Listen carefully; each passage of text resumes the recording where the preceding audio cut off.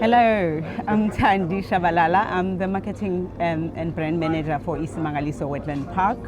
So my function is easy. It's to just sell the beauty that is already here in KwaZulu-Natal and in Isimangaliso. The stand, we are housed by KwaZulu-Natal, Tourism KwaZulu-Natal, who's been looking after us at different shows, including this one.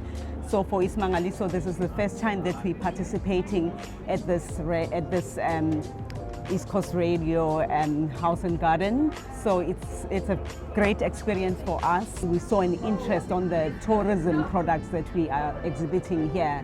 People were just flocking in at our stand with a lot of interest, asking a lot of questions. It's been really good.